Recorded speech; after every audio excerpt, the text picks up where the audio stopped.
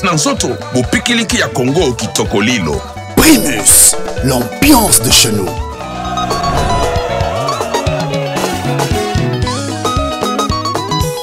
Eloge Patrick Kimanampaka, DG Guillaume Foutou, Martin Donga, Martin Diafouka, le gosse de DBS Plus.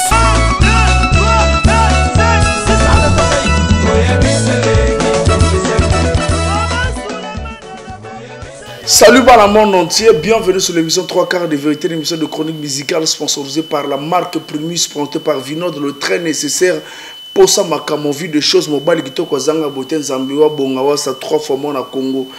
Alors dans le Congo, dans le monde entier, nous allons recevoir sur cette émission l'un des icônes de la musique congolaise. Par exemple, les icônes de Mboka, Boba Bini Saba continue Bini la musique de Mboka à 3 quarts de vérité. L'homme a effectué le déplacement de l'autre côté de l'Europe, Brazzaville, Pointe-Noire, pour la cadre de Moussala, touche quand on aura 3 quarts de vérité, ce sera des informations, il y a Point Noir, tu mets Libanda. Et à Libanda, tu es dans un Point Noir. La musique n'a pas de frontières. Notre rôle, c'est de promouvoir la culture de notre pays. Mais sans plus tarder, il peut malin dans l'œil digital. Hein? De partout dans le monde entier, j'étais à Dolizy, dans le cadre de Moussala, la semaine qui viendra là-bas. Nous allons diffuser des images de l'autre côté de Dolizy. Voilà, on est à Dolizy, on a fait des images la semaine qui viendra là-bas. Nous allons vous balancer des images. Mais car cela le tient, Bana Congo, Bana Monde, tout a été bien de l'autre côté de Dolizy.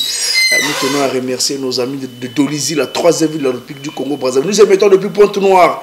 Voilà, tout ça, on a Pointe-Noire, la 2e ville de la République du Congo Brazzaville. Et rien que par le son, vous pouvez identifier invité Nabiso. Rien que par le son et guitare, beaucoup d'entre déjà invité à voilà. Sans plus tarder, il peut malin dans le digital. Tu vas nous balancer l'arrivée de l'artiste. Hein? Donc, je dis que il sera un musicien et mais que tambour les musiciens sont engouement et zalaté. Vraiment, pour le plaisir de Chef Katef na Malélé. Pour le plaisir, je dédie ces images à toi, Moyaya. Chef Katef na Malélé. Total image où il est arrivé à inviter na Pointe-Noire. Né on y na 3 quarts comme ça, to yambaye, to développer na combo na image.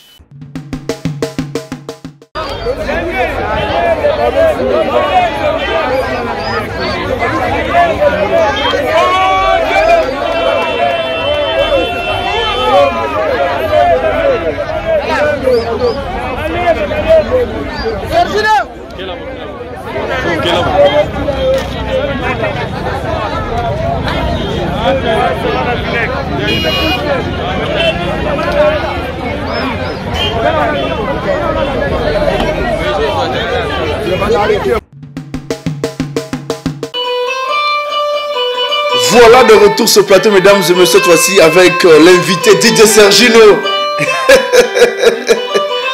1000 puissance de degrés. Non, 100% de degrés. 100% de degrés. Après, au bac, c'est la famille d'Nzinga Mamadele. La famille d'Nzinga Mamadele. Mamadele, c'est ma maman. Maman Oyo a Botingaï. Mamadele. La famille d'Nzinga, ça, c'est toute la famille de mon père. Voilà.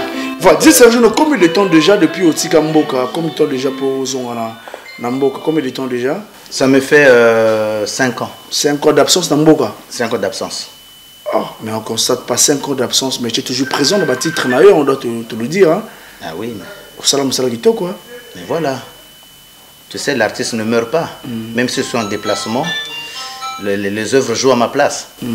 Voilà, donc, dans l'Ongola, moi 5 ans, dans salle moi voyage. Après, na moni, fan nanga bazaki toujours na posa nangai. Donc, il fallait na salle retour na mboka. Na leka le surtout que 3 quarts de vérité. Venons de nécessaire, je t'assure mon frère, t'es le meilleur quoi.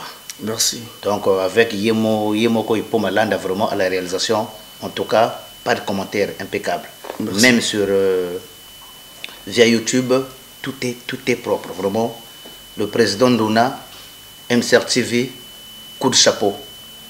Vraiment, Tozo Landabino, dans l'Europe, vraiment, chaîne Oyoza. Et ça n'a pas pouvoir. Merci. Mais et on trouve Moussala tout ça la paix Moussala. On a bien pas. On a bien va poter une vidéo, on a bien tout ça te diffuser pour que mon client et comprendre que nous sommes toujours à la recherche de l'information. Voilà, dire Sergio toi un peu Tozo moment moké na passé hein comme ça to comme en actualité. Serge nous baïba au comment la musique bon ndenge Serge.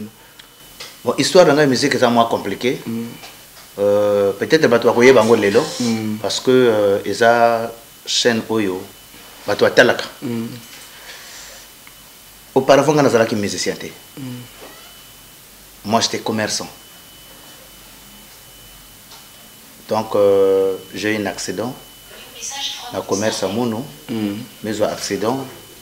Je me côte l'hôpital. J'ai fait pratiquement une année à l'hôpital CHU. J'étais au service de traumatologie. Donc parce que je suis en train. Donc tout le monde va donc tout le temps que j'ai passé à l'hôpital, c'est là où l'inspiration m'épuise à l'hôpital. Dès que je suis sorti de l'hôpital, j'ai cherché un studio. En fait, j'ai composé la première chanson de l'Armandota à l'hôpital CH. Directement, j'ai cherché un studio. Je suis allé en studio. J'étais parti seul en studio. Même quand je suis arrivé, ingénieur Niyemoun, je dis que je vais faire une chanson. Il me dit que toi, tu es un artiste. Je dis non. Il dit, mais comment tu peux avoir le courage de venir en studio? Mais je vais chanter. Et quand il m'a écouté, j'ai appelé le guitariste qui est en face de moi. Et puis on a essayé un peu de décortiquer et puis mais ça nous est. Voilà.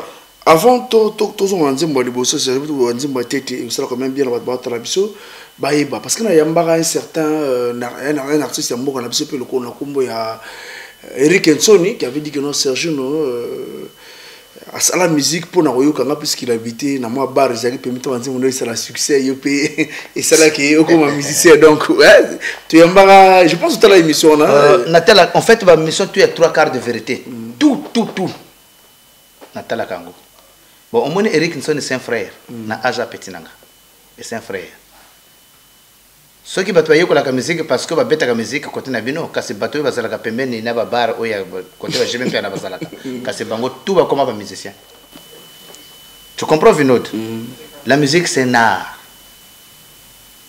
donc art moko pas donné à n'importe donc si Mondela a levé la musique est l'art de communiquer le son d'une manière agréable à l'oreille ça veut dire que makambo est belé kanga na kati ya musique. C'est pas en écoutant une personne et que tu deviens musicien. Et ça, tu es chauffeur, vous avez ça parce que mon a permis, il y a un lavage, vous avez la contrôleur, n'importe, le même personne voiture comme chauffeur, nous avons un axe 2, vous allez belé parce que vous côté l'angle colté.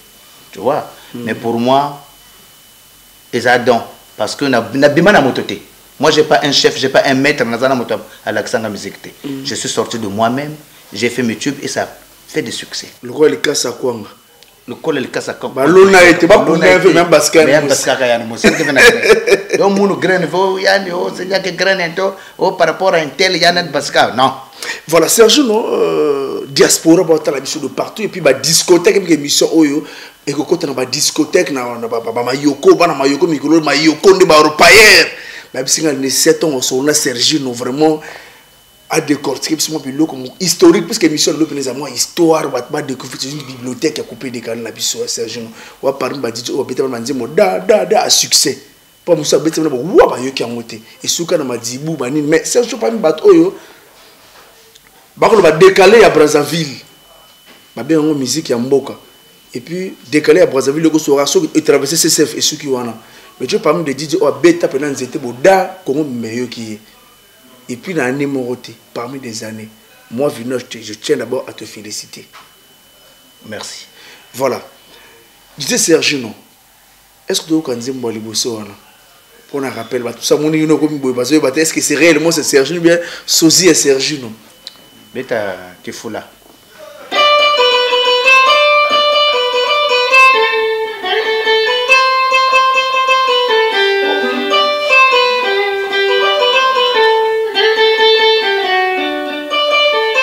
Mena enda tifula mena mweni mwana ndumba na muyuriri sheringati wakwela we kani yaya kanjena wakwela ko utata kwa nibaka gekwa wenao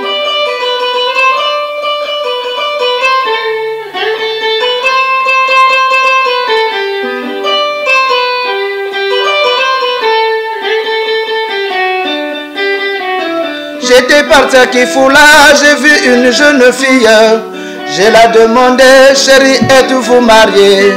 Non mon frère, je ne suis pas marié, je ne vis que chez les parents, tout dépend de toi.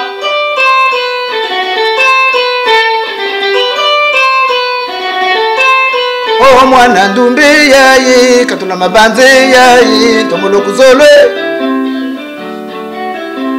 Voilà, Dieu Sergi, nous m'avons rendu à ce moment vraiment pour lui, c'est Dieu Sergi, voilà. Chanson Oyo et apporter à Onin à l'époque, quoi. Au moins, chanson Oyo, tant qu'on a bimé ça, on a zalaki na maye la musique. Na bimé chanson, chanson est ça la succès. Mais na yeba qui n'endengi na kolila la chanson là. Parce que dès que j'ai sorti la chanson, je monte à Point Noir. Je donne ça à mon petit frère Didier Max, personnel, parce que zalaki le kinangai. Après, on appelle ça Mike, DJ Mike. Parce qu'à l'époque, DJ Mike travaillait avec DJ Max. On appelle ça chez Bango. Bango va comme ça la publicité. On a Zongi Skoy Braza. Tant qu'on a Zongi Braza, la chanson a tapé mal ici à Point Noir. Je reviens à Point Noir. C'est là où j'ai commencé à faire des playbacks. On a créole.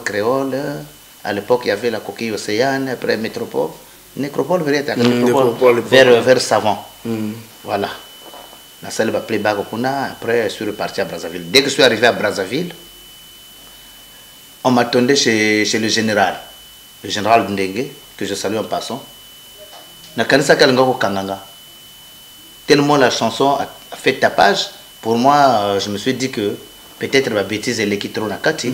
Donc, on va et dès que je descends à Brazzaville, on m'appelle directement que tu as attendu chez le général. On m'amène chez le général. Le général a levé Nanga. Vraiment, ta chanson là m'a plu. La chanson moko oyo, soit na yoki ango, et pesanga chair de poule. Mais ça fait combien de temps que tu as sorti ta chanson? Je dis ça fait 3 mois. Il me dit, tu sais, nous sommes en 2009.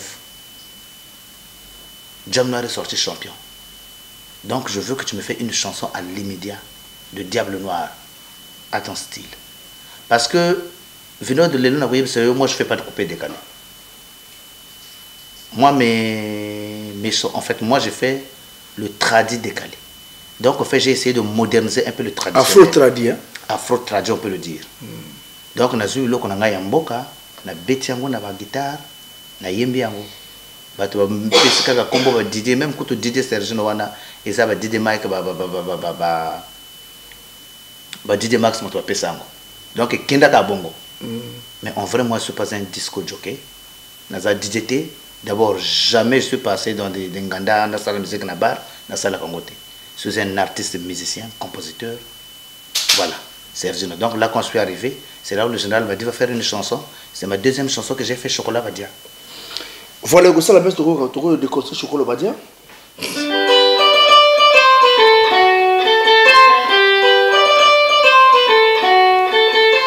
Mfumbuchela kusangi tekela kurene vile kuba kwete bungungu ya na ushiri komisionko kwa na wire Serge Buntsana kuma sese kajami na kwande kuba shika alejije Serge wafuluka na bote faneze nandi bajalu ya batele wala ukiri kabenana position ko kwa na wire Serge Buntsana kuma sese kajami na kwande kuba shika ngongolo ebala mundonga ngwala mama Chocolat Badia.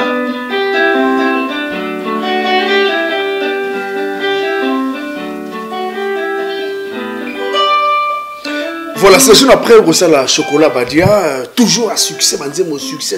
Après, Chocolat Badia, c'est titre. Il y a ça 2-2. 2-2. 3-2 déjà.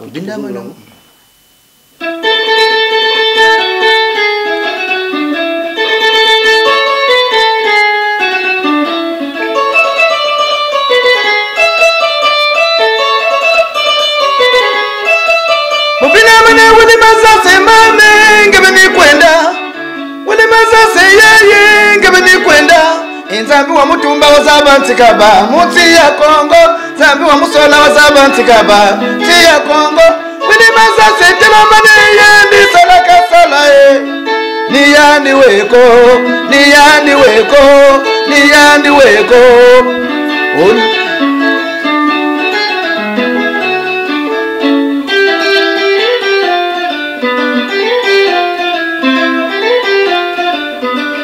Telangama ya landa kanzela l'école.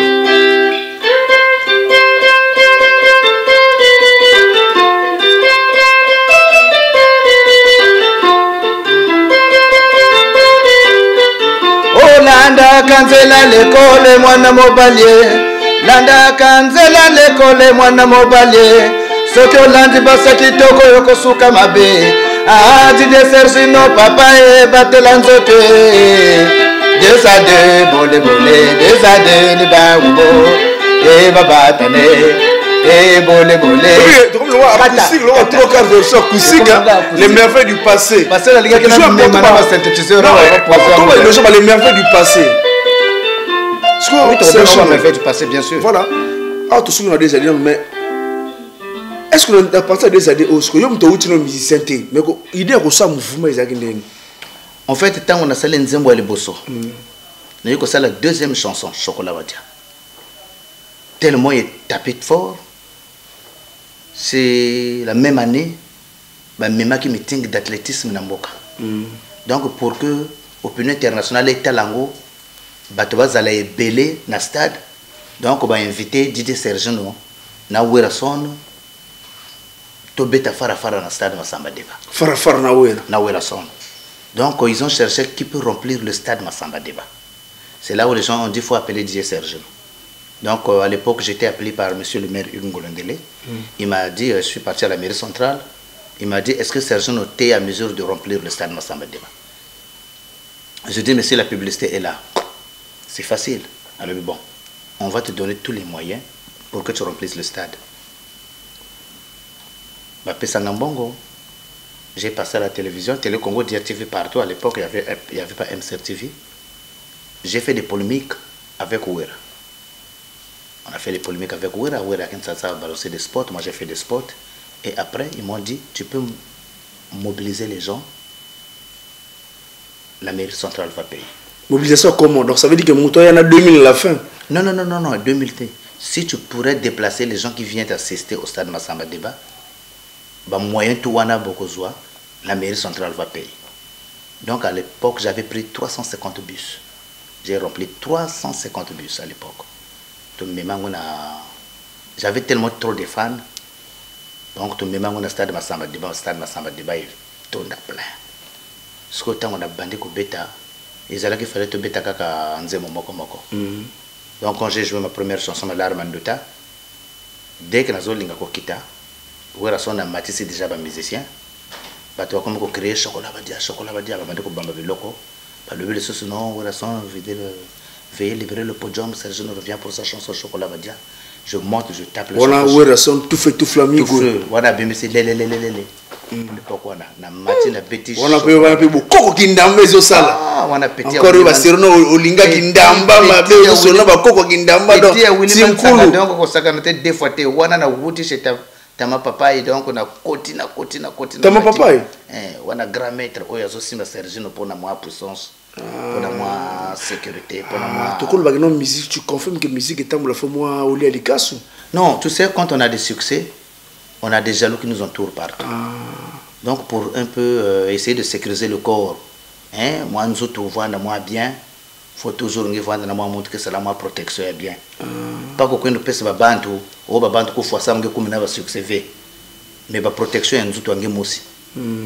Vous comprendre? Nous si tu es bien protégé, donc monte l'en quiz paya na mekubo. Ta papa malonga mambala.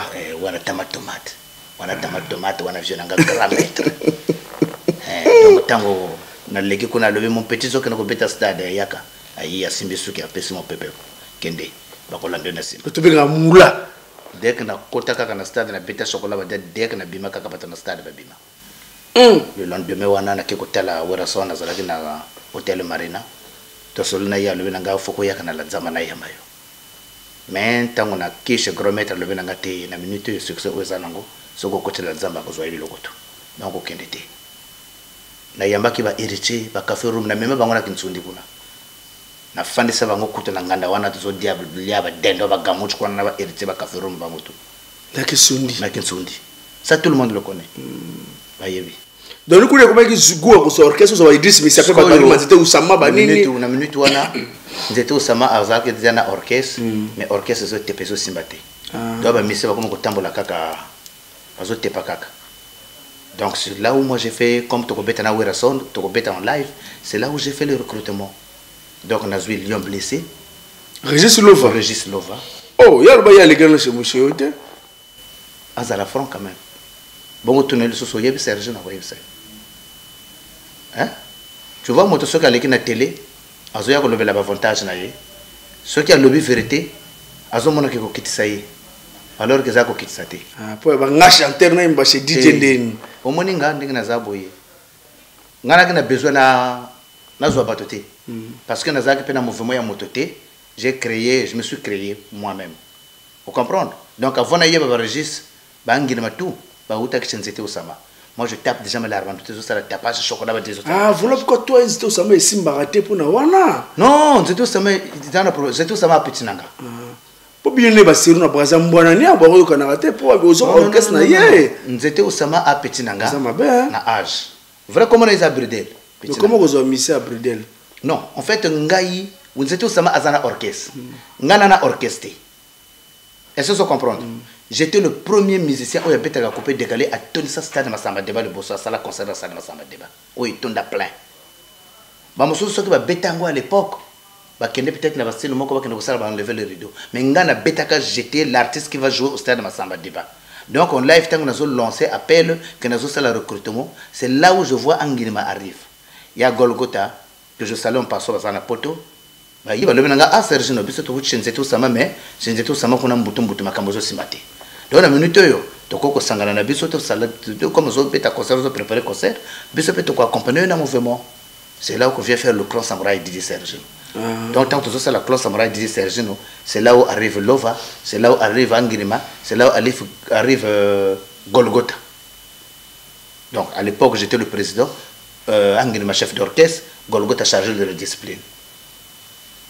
Vraiment tant on a zo lobango bazo kanga na poto bakota lango bien bazo kango wangala pesa moto na Angilima pesa yembote parce que ça petit moko ata kosa mais Angilima zo mambote te ya kosa azwaki moi contre toi parce que na veille mais elle mam na zo loba to conseil ça aza vraiment na respect ba liki wana bazana respect to yuko sala mouvement wana ce que tant to sala mouvement wana c'est là où Mazas arrive et des Serge no nzembo oyo beta ke balarma nduta na chocolat ba dezo sala tapage na poto. Mais ce n'était pas sorti officiellement. Donc, on a lingi au bandela ba clip ya banzembo wana, bandela ba clip ou ajouter nzembo mososo et ça le la single na kende na poto na produire yango. Donc j'ai pris la chanson Malarmanduta que j'ai composée, moi j'ai déjà chanté. J'ai pris Chocolat Badia, j'ai repris les clips. Après j'ai ajouté une chanson pour te basa. Kagata koya ya bantu bababi. Tu vois, j'ai complété cette chanson là. Hier joué yango akenango na poto total non poto basa ana poto basa bala moko poto basa babongele mwana bageni loso poto basa bazui yango nzembo wana zui tout trois nzembo mimi yango na poto akopesa mo chez Max Tunde. C'est là où ma première production est bimi. Max Tunde a teke ba DVD na poto. À l'époque, je me souviens, il avait vendu près de 60 000 exemplaires à niveau à poto. C'est qu'on se retrouvera ce que eloko sala qui m'a bé yetango abimisi biloko wana abimisi yango na fraude. Je le dis bien, Max Tunde abimisi yango na fraude. Max Tunde, je dis bien le producteur en Nero, peut-être en Kwanza ou bien en Angola wana. Max Tunde, je le dis bien. La télévision va écouter la émission. Au lieu abimisi yango officiellement, a que se enregistrer dans la SACEM. Azo que nous enregistrer dans la SACEMT. Il m'a demandé de payer les droits mécaniques depuis ici à Brazzaville pour baisser déjà à Tinda le dossier dans la SACEM pour que la SACEM a bandako rénumérenga yé azui banzembo nanga ake côté à combo ya moto mosu je sais pas si c'est son fils ou nani ake ko bimisa kuna artiste du coup mbongo to oyo bima na la SACEM il prend cet argent sans que je sache. Donc tout ça là album ya poto ça Chocolat Badia tu veux que ça album ya confirmation tu veux que ça la 2 à 2. C'est là où tu cabana na Max Tunde parce que tu as problème en bongo. Après moi j'ai attaqué l'honorable Willy à l'époque, c'est mon grand. Na le mina yime makambozo si maté yo moto memba produit kuna. Willy akena poto akeko solo naye. C'est là où Willy m'amène une voiture et comme pesanga bema moko ya noir, akeko pesanga 2 parcelles na barrage comme récompense. Et moi, j'ai coupé avec Max Tunde. Voilà, ce album, premier album, Max Tunde. Non, deuxième album, il y a qui comme titre là? Deuxième album, il y a qui 2 à 2. 2 années, je crois que tu disais déjà, 2 années, toi. Tu as dit 2 années, non? 2 années, ils ont belé parce que ça a 5 titres, 4 titres. Non, ma chanson, oh, ben, mon kiloko, c'est ma chanson à succès qui. Chanson phare, il y a 2 années. Bonne, 2 années. Ouais, la chanson phare. Ils ont une chanson, ça qu'on a.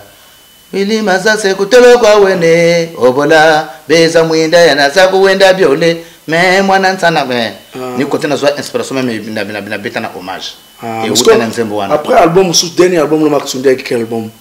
Dernier album na Max Tunde ezalaki confirmation mais après na bimisa ngote parce que elukanga mindondo trop donc fallait na katango na zo ngo na kana ko pesa ngo na moto mososo. Ça a été produit par Wallace Maungo.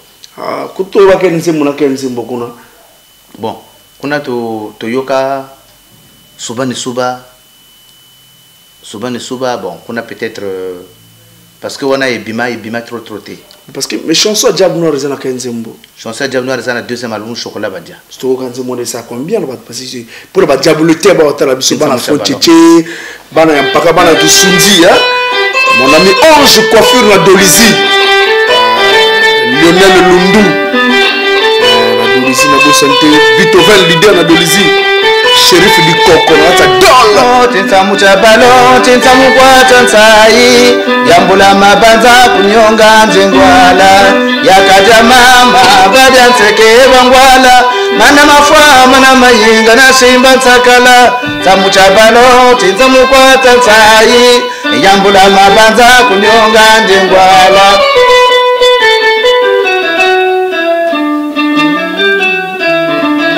Nebuni kwenda kumasina bachuku mese kobena ya DJ Serge tele bajibula tombeza beto za kumasina nsaiya zwanga patona wa balokoti mwana voilà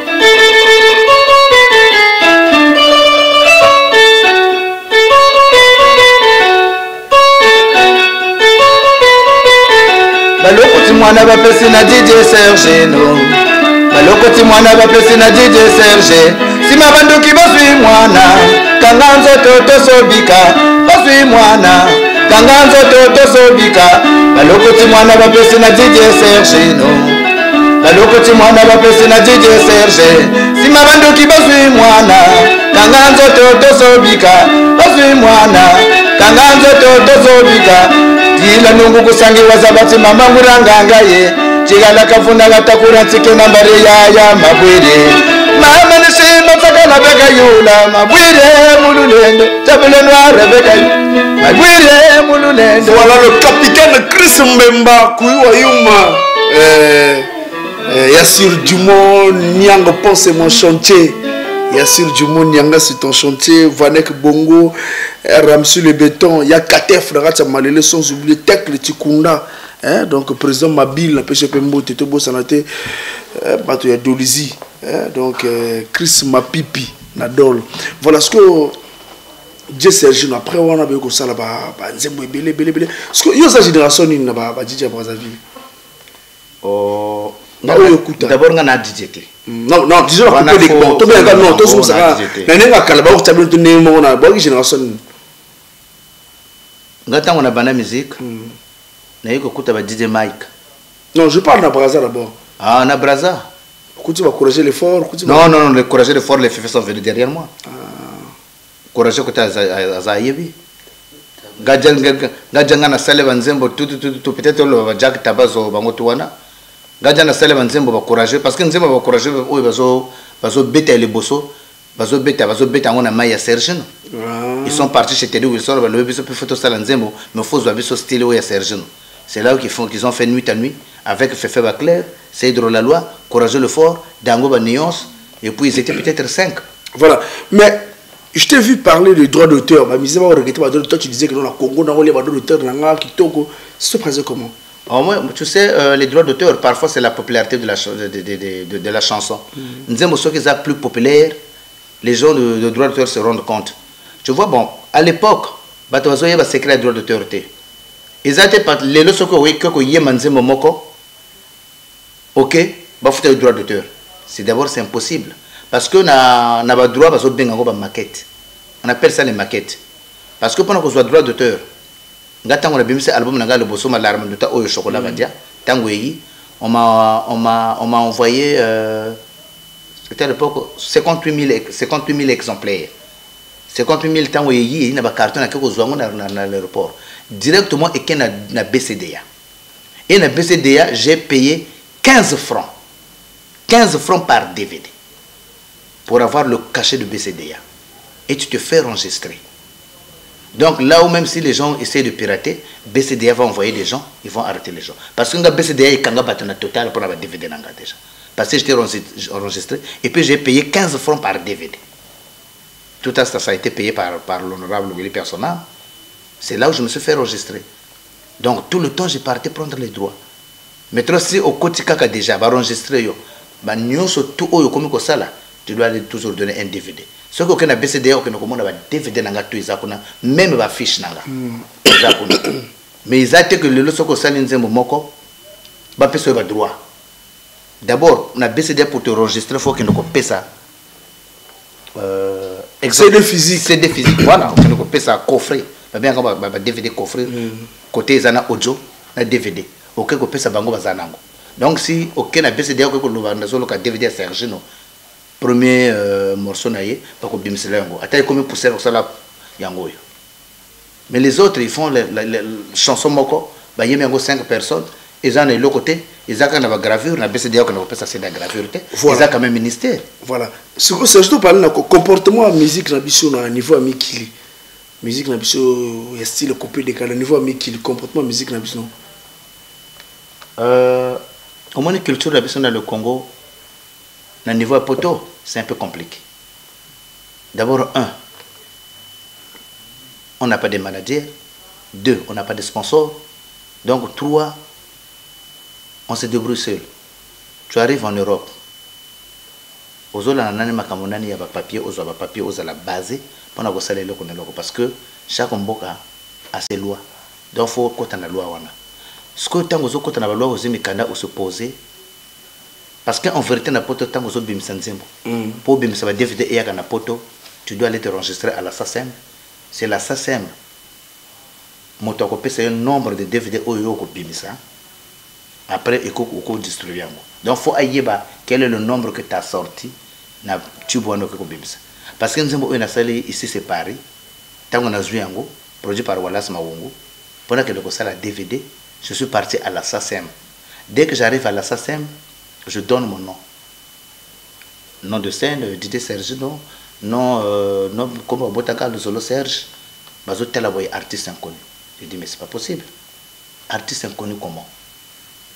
Nake, Nandako, Nake, Kozwa, DVD, tout. Oh, il y a un poto parce que l'album, tu es bimina na poto, Nake, Nango. Même moi, c'est Nanga, Azaki, n'a DVD, tout Naka Chandako. Nake, Kozwa, Nake, Nala Sassem. Je suis un artiste reconnu. J'ai payé des droits de mécanique pour négocier la liaison à BCDA. Dans la SACEM, tout a été payé. Comment je suis un artiste inconnu. Le territoire a été produit par qui? Je dis par Max Tunde. Effectivement, Max Tunde a le nom ici, mais le nom de l'artiste, il a remplacé une autre personne. Tu vois? C'est-à-dire la qualité à mon yibi à bande. Donc, on va succéder surtout au Nganazo Sala, pas de Mbongo. C'est là où je présente mes DVD et je porte plainte. J'ai eu un avocat, Alani Makamonanga, comme Max Tunde, c'est un Français. Bako lukaye na bako zwambongo wana na manière mosusu mais ba droit yanga faut ba futango. Donc avocat débattre ni moment dès que na koma na sala makambo wana la SACEM a payé je crois c'était entre le 28 000 ou 29 000 euros comme ça. Et ça la combien au Congo Brazza? 20 000 euros, déjà 20 000 euros ça fait 13 millions. Donc 28 000 ça faisait quelque chose de 16 ou 17 millions. Oh bah fouta ba droit na yo. Fouta ba droit nanga. Après moi on a enregistré. Donc ah le konanga est comme ça que na bimisi yango, faut que na la SACEM. Faut que na bimisi yango ata tube moko ata publicité à Pamba. Faut que na la SACEM. Déjà na comme na code tu arrives là-bas, tu donnes le code, que le konayo au PC tout. la SACEM te enregistre. Est-ce qu'un Congolais passe faut en nationalité française pour enregistrer?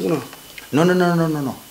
Motoko za na nationalité congolaise a kekuna akena la SACEM ce qui lok na yebimi ba pese ba droit mettre game c'est za na nationalité française mais on lui paye la SACEM. Ezaka kabatube c'est pour OK qu'on se enregistrer pour se protéger loko tout. Parce que na Mbappé comment on appelle Yumo Bangé de Brazaka na kitso vandi wana mais ya kama bino misia poto ba Zénith eza kuna ba Olympique eza kuna ba Salto ni pourquoi on fonta ba salo wana te oyebi pourquoi ma misia ba mariage ba anniversaire tout wana biso ya poto mais awa ba stade masamba deba ezali tout le makas pour nous awa ba stade masamba deba ezali ba palais de parlement ezali même ba mess de garnison ezali et tout le monde va y avoir bangana baba bomti point ni mikolo toi kene stade te avenue bango pe bako sala biso comme toujours ko beta Zénith te bango batikala awati bango balobeki bango bazakana ma ba contrat bango mike ce que moi ba contrat wana bakenda ko beta kana stade comme stade ya monene biso Zénith na biso na Brazzaville zanene za stade basama debati Olympia na biso ça va parler de parlement ba arena na biso izanini toujours banane marina le quoi ba stade kintele ce que bango bakenda ko beta na ba arena ya bango awa bango biso beta kuna tu vois motako ko lobela musique o biso te za kuna ba Zénith za kuna bo beta kuna c'est comme na ko lobango ça un manque de respect parfois ou bien moi complexe d'infériorité moko boy na ko loba bongo parce que Zénith pona ko beta ngo eza facilité awa wura sona soka na ko beta peut-être Zénith ou nini bazo beta la publicité a commencé depuis quelques mois au moment de la promotion oyo bazo sala la publicité oyo bazo sala pendant babandi a coupé comme de moi quand tu n'as pas de sponsor tu n'as pas de producteur yo kanisi donc ngabo ibo telama OK ko kota na Zénith ale au semi ko nyamba na Zénith hein c'est pas facile mon frère. Voilà, mais ta relation avec Babandeko Badizio Batika Nambo Bazana Poto, ma relation comme ça se passe, tu Serge. Bato bakanisaka d'abord ngana anen mina ba DJ na ba musicien te nana ni mina motote. Au moins nzete osama c'est mon frère afana na poto. To solo laka. Nana numéro nzete osama na téléphone laka. Nana numéro yumo bangana téléphone laka. Nana numéro ya bango tout ba Cedro ba nani ba Banane ba 12 mémoires. Voilà. Ba courager le fort. Ba Kolo Babor je l'ai connu. Na moment où on a bimisa qui malarman du temps ya wana promotion nanga na yoko mona Kolo Babor. Une fois yamba Kolo Babor na émission, na lande émission. Après le ba ba Serge no bazana poto wa boye ya lo mais bango na poto kana ko pota na bango basala boye ba. Au moins ça comme ça to ke ko pota na biso. Yé pa kana ko pota na na Dolezi.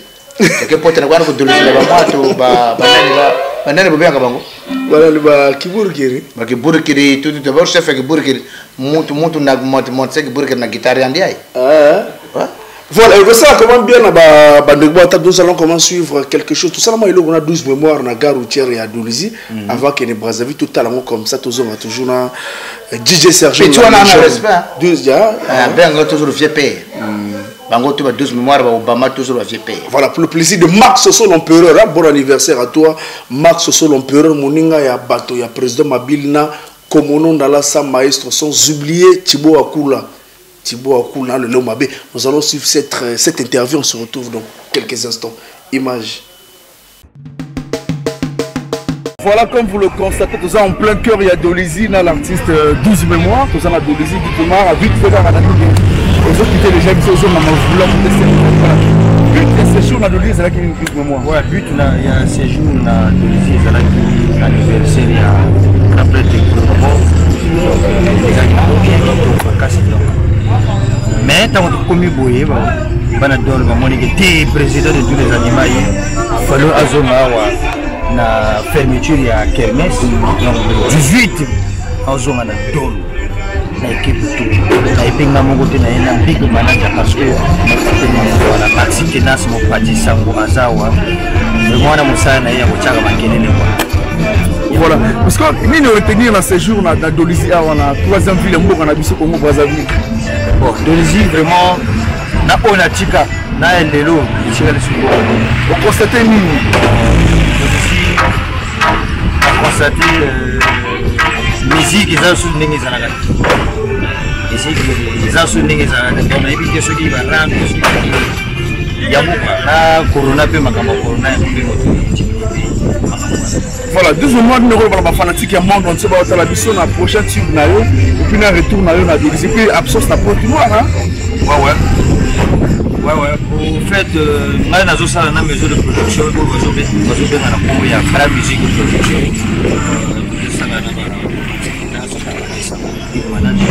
Donc, pour l'instant, le voyage est normalement attaqué. Mais dans mon grand frère, les anniversaires, il y a ces jours dans 4. On a constaté que le voyage est le voyage est là. Pour le plaisir, vous avez besoin d'un voyage. On va prendre des déplacements pour le voyage. Ninga libana mboka ninga libana mboka donc nyanga ka tebima après le voyage. Voilà, doucement fanatique parce qu'il fallait aussi déjà au matériel côté ya Mafuda, bon voyage, bon retour hein. Voilà, maman mboka va la mission ma vie. Ouais, un peu simboté afana tout. DG Savengimi, Michel de Transroute. Mon adidon, Alex. Vraiment soyez ma waple quoi. Voilà de retour sur ce plateau, mesdames et messieurs, toujours avec DJ Sergino, hein, donc la légende, non, bien bon, parmi les légendaires, on a vu ce généraux, il y a musique, on a vu ce. Mais voilà, DJ Sergino, on va en Poto, pourquoi que nous va en Poto? Bon, on a Kenda Poto, c'est parce que nous avons un problème dans Mboka. Tu vois, chaque Mboka est là bas comme on a. Bon, tu as vraiment positionné le colo. Bon, les gens m'ont confondu pour un guerrier. Donc j'avais vu pour peut-être me sauvegarder na Kenanga Poto na Tchikibango. Mais dès que je suis arrivé là-bas, comme on a moni qui va faire na Gabataza, tout na Braza, faut na zonga parce que na Braza bato balinginga trop. Donc fallait na zonga. Contrairement à Obat Balobaba n'importe quoi, on a les autres circuler calmement sans problème. Calmement, mais pas problème. Mais voilà. Déjà l'autorité tu es mboka baza ba vionanga. Voilà. Contrairement à Obat Baokansa qui dit Sergino Oyasuna Congo te Congo c'est là non. Par rapport à quoi? Voilà. Je Sergino Oyena pour tout ça l'inzembo au salaka une chanson ma compagne au sal banzembo mais nzembo immortalisé DJ Mike. Au boire même un vineur que bosse dans DJ Mike te. Mais ce qui au moins nzembo wana na beta ngo pona ko laksa na bato que Congo ezambo kana biso. Botseka ko finga bato Congo.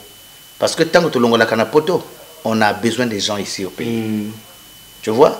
Alors Sergio le na poto. Nazana muninga nanga soliste petit nanga ai ala ninga.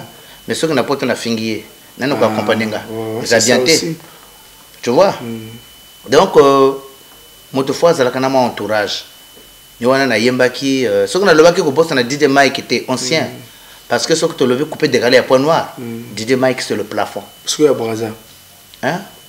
Bon, il y a Braza, ce que tu l'as Jack Tabazo. Le reste, c'est DJ Sergio, donc on a mon toit. DJ Sergio. Et le reste, c'est mes petits. Attends, on t'a parce que on a les que on est bien beau. Alors, si ma maman bien. Ouais, à quoi au succès d'enga? Na coupé de galé.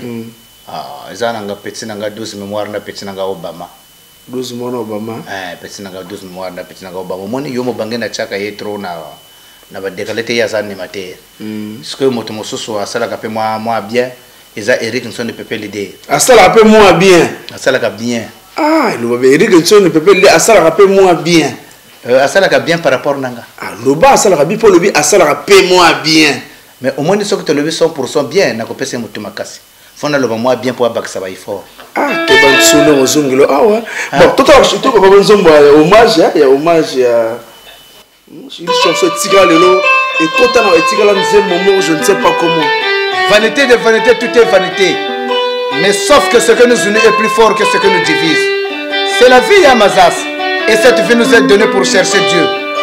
Et la mort, elle, c'est pour le trouver. Enfin, l'éternité, c'est pour le posséder. Le Parlement te pleure. Didier Sergio nous pleure. Ainsi que amis et connaissances. Sache qu'un souvenir ne meurt pas, mais il s'endort. Tu resteras à jamais gravé dans nos mémoires. Repose-toi en paix et que la terre te soit légère.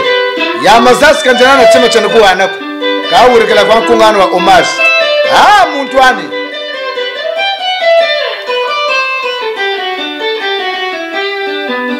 Ah, maman, nana salali wai. Liwai, mama liwai. Nana salali wai.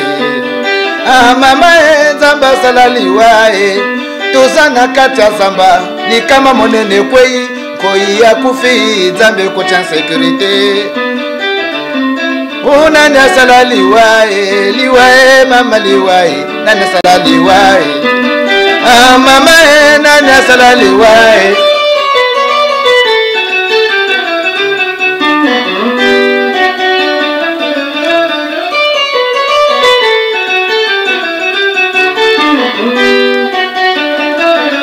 Yamazase wele kwa kutate kinsonde nani sala nacho le quartier de Bourg sala nacho bobulu wuri kwenda kwenwe yatabana batunga jo le quartier de Bourg sala nacho yana wele kwa kutate kinsonde ni sala nacho tata le quartier de Bourg sala nacho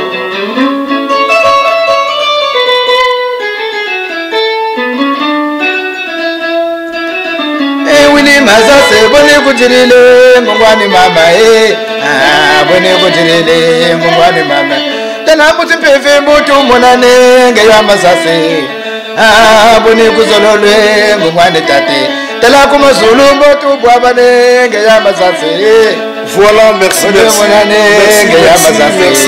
merci. Donc, je s'agit à retenir Tinkulu, il peut malanda à retenir Tinkulu, Tinkulu chanson de Mabakala troté beaucoup ils ont bima kalamingité clip peut déjà bimé na kotika le clip donc je connais ça na faut diffuser ngo na kotika na clip et bimé déjà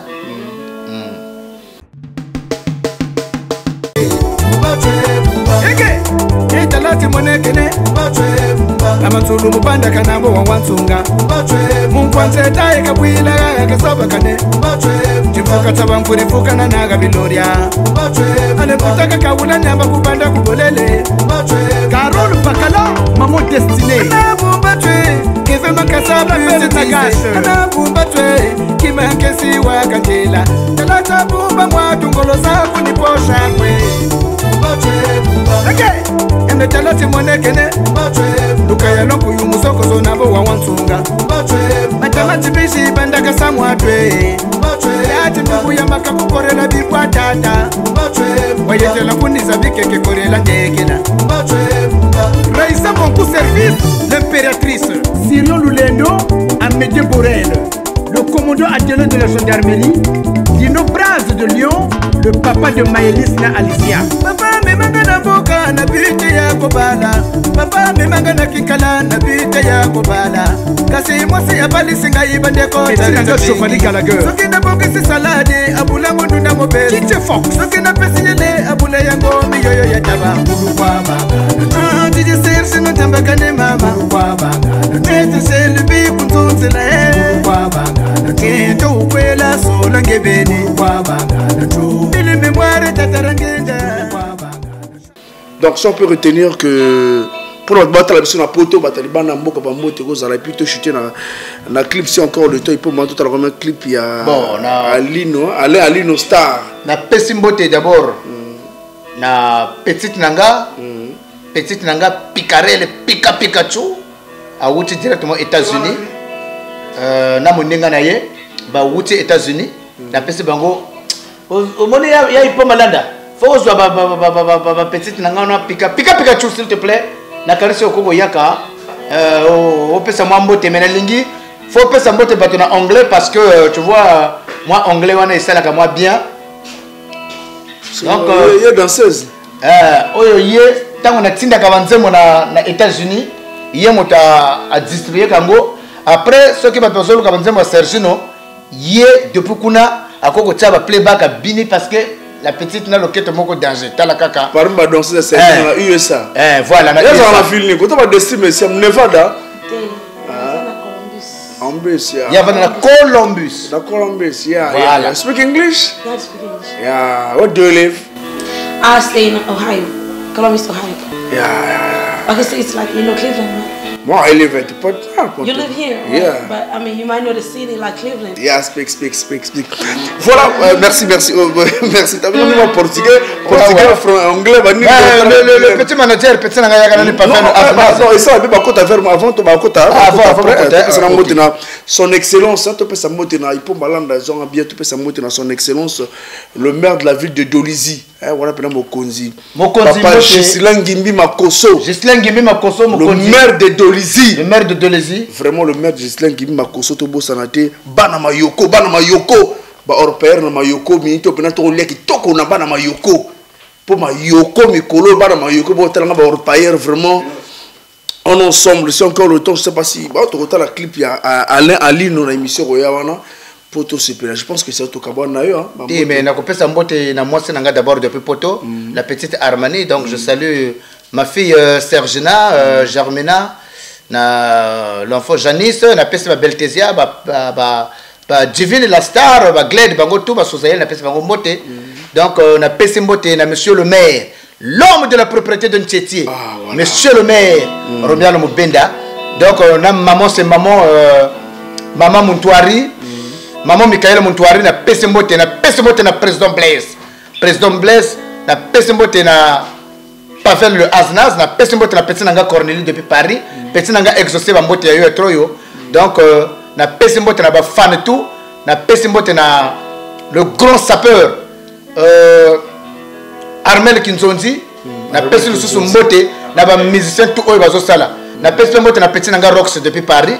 Na pese mbote na master na petit nanga na frère nanga Nzete Usama, na pese mbote na Yumo Bange, na pese mbote na Bayeri Nsoni. Donc pese nanga 12 mémoire bino tout. Na pese bino mbote ba Obama, ba mbote na bino yangoye, na pese mbote na FIFA ba Claire depuis Turquie. Donc ala ba Turquie, fait ba Claire. On va Turquie na Turquie. Ya wazo so bien dans un masu pokota. Na yambaye déjà. Ouais. Voilà, voilà. Et puis moi la state. Et puis moi la state. On va il y a maman. Va faire na ça. Na Columbus. Voilà Columbus. Voilà. Donc la diaspora. Monsieur le bête à moi il loka hommage pour to kabana ou bien. Comment on va libérer notre tigre bino. Voilà.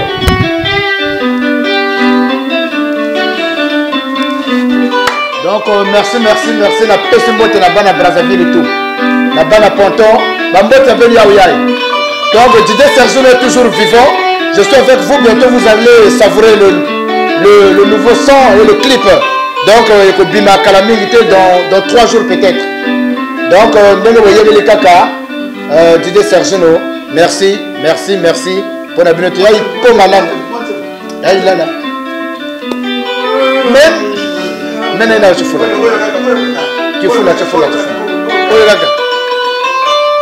Voilà. Et ça là bien. Si, déjà. Mena tifula mena mwene mwana ndumba na muyuriri sheringati wakwela we kani yaya kanjela wakwela ko kutataka nibaka dekwawe nao. Lucie le drone, le vaccin de la guitare.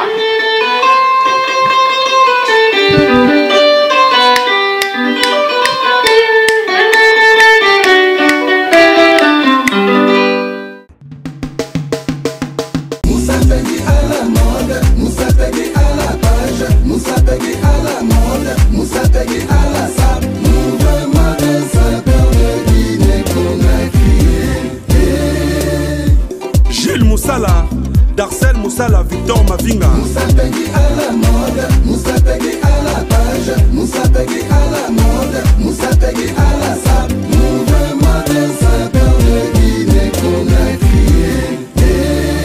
Cadet Sundidi, 20e siècle. Bosco de Panama. Aboussé, c'est ya, ya, ya, c'est ya. Aboussé.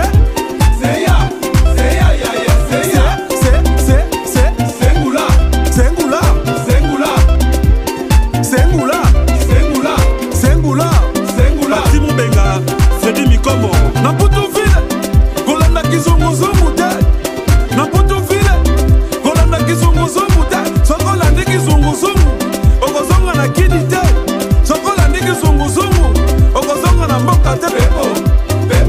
Cosmos Matuta, Black Power,